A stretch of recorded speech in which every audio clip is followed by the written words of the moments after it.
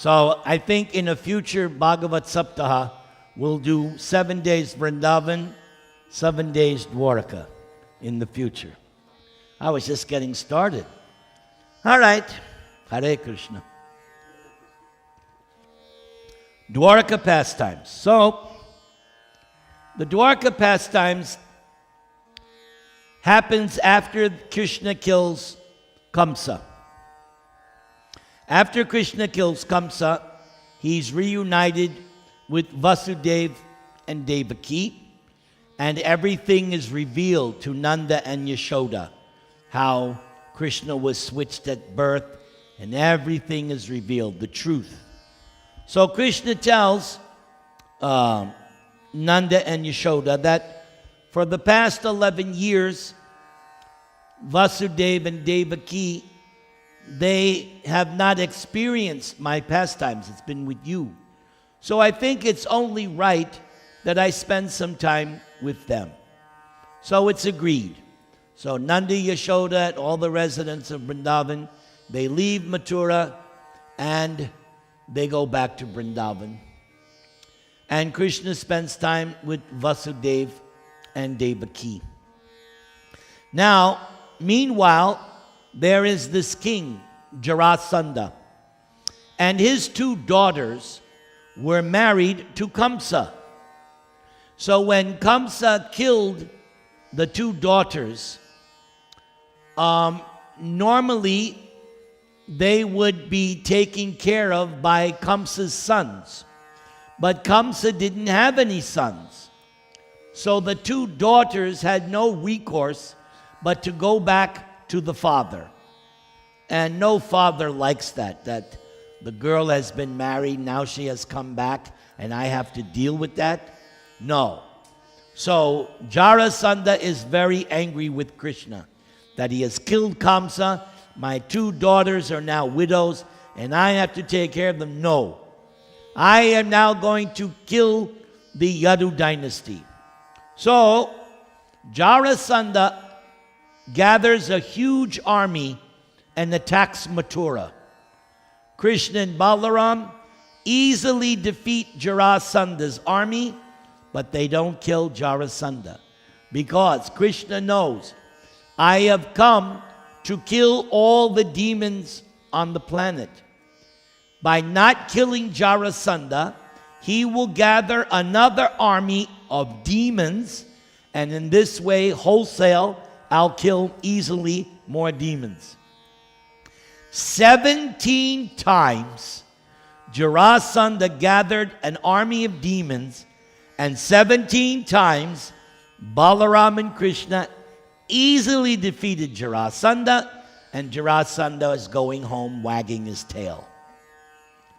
Finally, on the 18th time, once you would think Jarasandha would learn his lesson.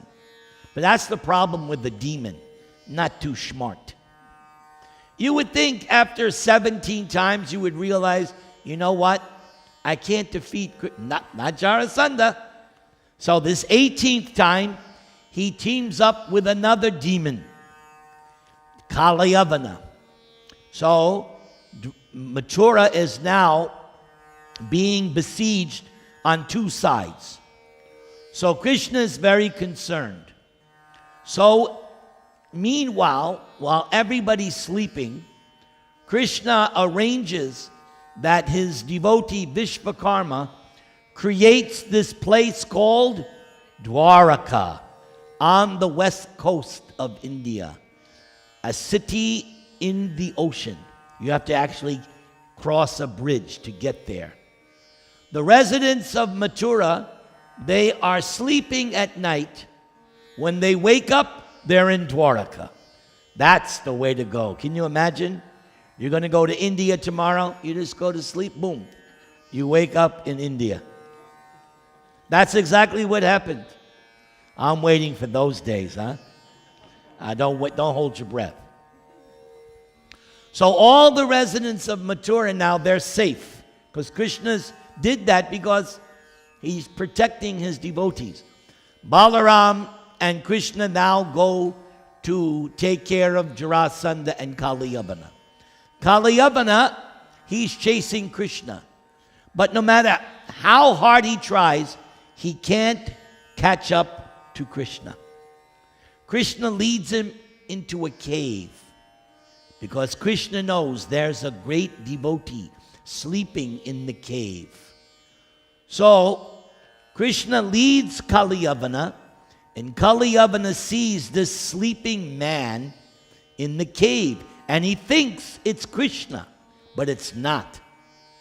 So he kicks this man who he thinks is Krishna, and the man wakes up angry, and he has been sleeping a long time, and he got a benediction from Kartikeya that whoever woke him up untimely, he would burn him to ashes. So when he kicked, what's his name? Muchukunda, right? Muchukunda. When he kicked Muchukunda, Muchukunda opened his eyes and burnt Kaliyavana to ashes. Krishna comes out, and Muchukunda says, wow, you must be God. And Muchukunda explains who he is. He explains his lineage. And Krishna explains that, yes, this is your last birth. Not his last birth, but you are blessed. You will live your next life as a Brahmin, and then you will go back to Godhead. Krishna comes out of the cave, and now they're going to deal with Jarasandha. So they take Jarasandha, and they go to the top of this mountain. And Jarasandha lights fires all around the mountain. And the fire is burning. Just like right now there's a fire in California somewhere. And it's burning up hundreds of homes and acres. It's near Yosemite, right? Okay. So Jarasandha lights the mountain on fire, and he thinks, finally I've destroyed Krishna. But he doesn't know.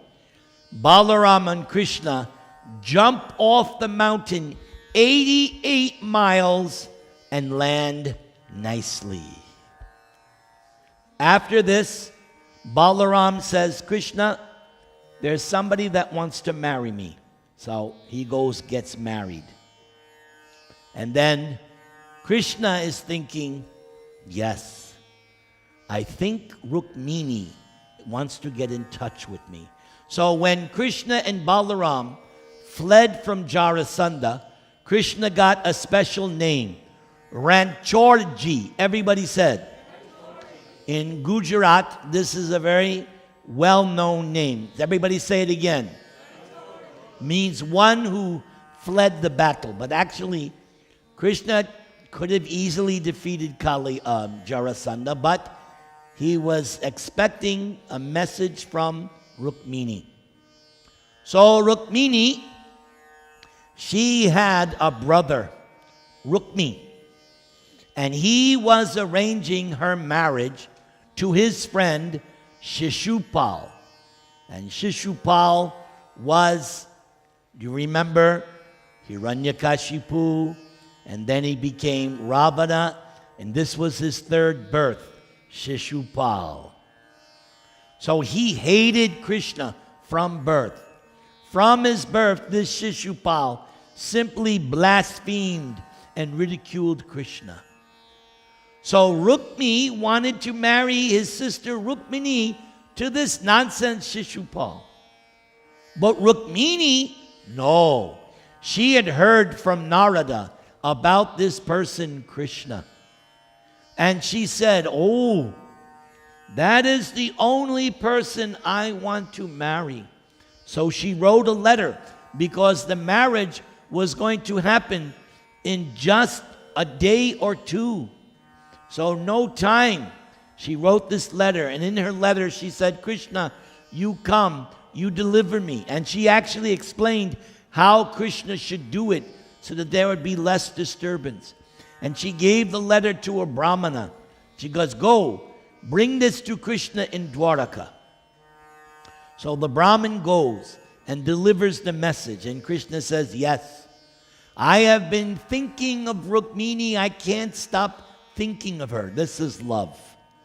Love means you can't stop thinking of the other person. So Krishna says, I can't stop thinking of Rukmini. And in Rukmini's letter, she said, I'm not qualified, but I am prepared to perform penances and austerities for hundreds of births until I can get to be your wife.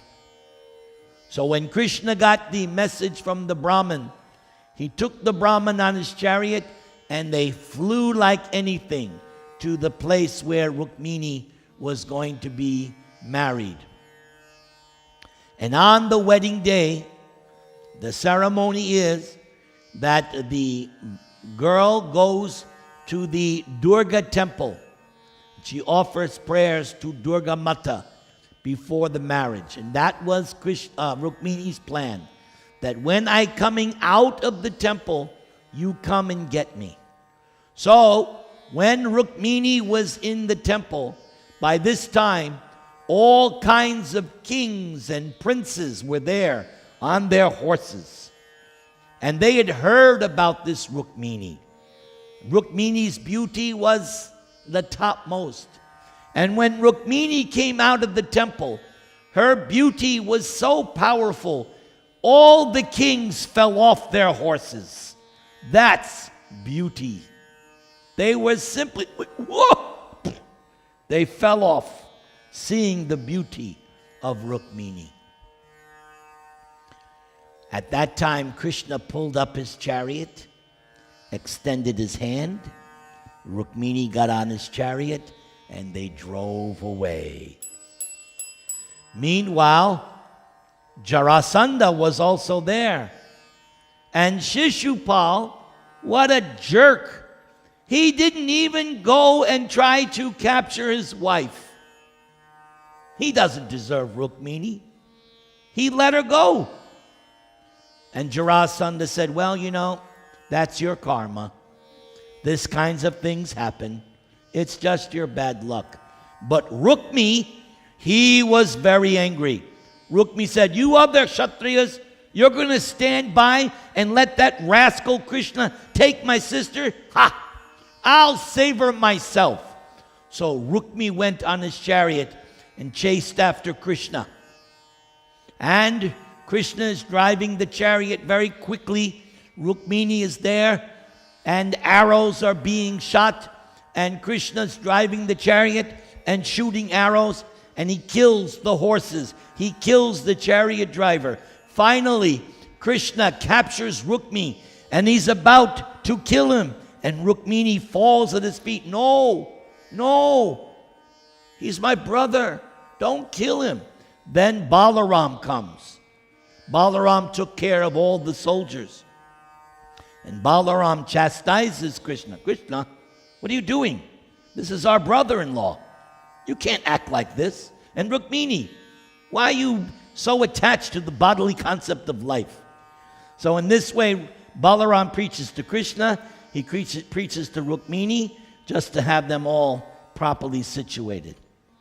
So then Krishna takes Rukmini back to Dwaraka, and they have a wonderful wedding. Very nice Vedic wedding. And after this, Krishna married 5 more special, not 5, 7. Let's see if we can get their names. So the next queen was Jambavati. And after that, Satyabhama. Then Mitravinda. Then Satya, Lakshmana, Bhadra, Kalindi, and then Rukmini. So those are called the 8 principal queens of Dwaraka. Then, in another occasion, Krishna killed one demon, and this demon had kidnapped 16,100 princes. So after he killed this demon, these princesses, 16,100, now he has saved them, and they say, Krishna says, what do you want? And they said, well, since we have been kidnapped, nobody will agree to marry us. So Krishna said, what do you want? We want you to marry us. So Krishna said, come on. So Krishna took 16,100 princesses back to Dwarka, and they had a big wedding. So now Krishna only has 16,108 queens. But the first one was Rukmini. So she's the special. Now Krishna knows the psychology of woman. And he knows, I can't have 16,000 wives living in the same house. No, that's not going to work. So he makes a palace for each wife. 60. Now, here's the other thing Krishna thinks. No wife is going to wait 16,108 nights to be with her husband. So what does Krishna do? He expands himself into 16,108 Krishnas, so that each wife at night has her own Krishna right there in bed. Is Krishna cool or what? During the day in Dwarka, there would be one Krishna. But then when he would enter the area where his palaces were, the one Krishna would 16. So each wife at night was snuggling Krishna. But there was a problem. They're sleeping nicely, embracing Krishna as he's sleeping. The rooster, early in the morning. Anyone lived on a farm? The rooster crows. Mangalarti time. 1.5 hours, 2 hours before sunrise. So when the rooster crows, Krishna would get up and the wives would go, oh, because they're embracing Krishna. But when the rooster crows, Krishna is detached. One of Krishna's opulence, detachment. Even though these queens are all goddesses of fortune, he's detached. Krishna gets up, washes his hands, his feet. He sits down and does meditation. Now, when you do meditation, meditation is one of three kinds. You meditate on the absolute truth. So the absolute truth is, first of all, Brahman, the all-pervasive spiritual energy. Or you meditate on Krishna in the heart, or you meditate on the form of Krishna, the deity. Three kinds. So, Krishna, he's all three. He's Brahman, he's Paramatma, and he's Bhagavan. So, what does Krishna do? He meditates on himself. We should not imitate. We should not imitate and think, oh, I will do meditation on myself, because that's what Krishna did. No. Krishna had no choice, because he's the absolute truth. So we don't imitate Krishna. I'll meditate on me. Nirantaraham, nirantaraham. No. That's not going to get me anywhere. You have to meditate on the absolute truth. So devotees, Prabhupada writes, they meditate on Radha Krishna by chanting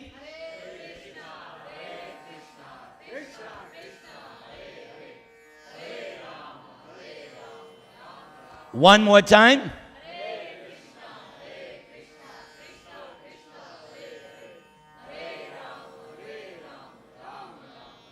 So, we don't have a whole lot of time here. I'm prepared to go to midnight, but I understand. But one of these, next time, we'll do 1 week Krishna Lila to do it properly. 1 week Mathura, 1 week Dwaraka. Yeah. Let's mark that down for a future. Unless Kamlesh has a better idea. You like that idea? Yes. Because I was in Vrindavan, man. We're going to talk about Govardhan. We're going to do Rasa. I mean, we can do a whole night just on the Rasa Leela. Kartik, you said we're going to do something in Kartik? Yes. Rasa Lila Katha. But has to be very select group of devotees. Very select. All right. So once there was a solar eclipse. Like yesterday, there was the lunar eclipse. So there was one time a solar eclipse. Krishna, his wives. Oh, I forgot to mention. With each wife, Krishna had 10 sons and 1 daughter. So do the calculation. And each of those sons had 10 sons. They all lived with Krishna. So they talk about the joint family. Okay? Well, when you have a palace, you can handle it. We couldn't do that here in this house. Yes. Rohan's got to get his own palace. Not going to live here, right? Where are you going to live? Okay. Well, we'll talk about that. Okay. So, for this solar eclipse, the residents of Dwaraka, Krishna's wives, everybody, they went to this place, Kurukshetra, which would later be the scene of, yes, the battle of Kurukshetra. And on that battle of Kurukshetra, what was spoken? Bhagavad-gita. And 18 days, the battle was fought. And who was victorious? Arjuna was victorious. And why was he victorious? Yes, we mentioned that first night. Because Krishna was on his chariot, that is why Arjuna was victorious. Okay, wait, I got to change.